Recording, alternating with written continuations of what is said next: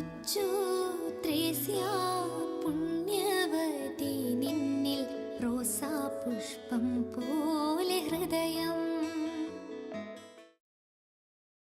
ചെറുപുഷ്പമൊഴികൾ. ലിസ്യുവിലെ ചെറുപുഷ്പത്തോടൊപ്പം 100 ദിനങ്ങൾ. ഇന്നേ ദിവസം നമ്മൾ ധ്യാനിക്കുന്ന ചെറുപുഷ്പമൊഴി, ഞാൻ സദാ സന്തുഷ്ടയും സംതൃപ്തയും അത്രേ.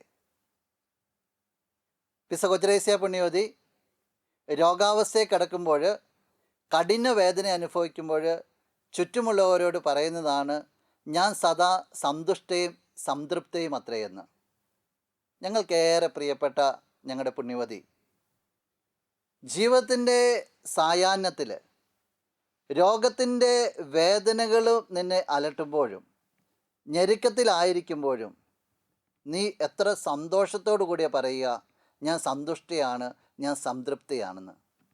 ജീവിതക്ലേശങ്ങൾ ഞങ്ങളെ വട്ടമിട്ട് പിരിമുറുക്കുമ്പോൾ, പല രീതിയിൽ ഞങ്ങൾ തളർന്നു പോകുമ്പോൾ, ജീവിതത്തിൻ്റെ പ്രതിസന്ധികൾ ഞങ്ങളെ വട്ടമിട്ട് പിടിക്കുമ്പോൾ, അതിലുപരി നിന്നെപ്പോലെ സന്തോഷത്തിലായിരിക്കാൻ, സംതൃപ്തരെന്ന് പ്രഖ്യാപിക്കുവാനായിട്ട് പുണ്യവതി ഞങ്ങൾക്ക് വേണ്ടി നീ പ്രാർത്ഥിക്കണമേ.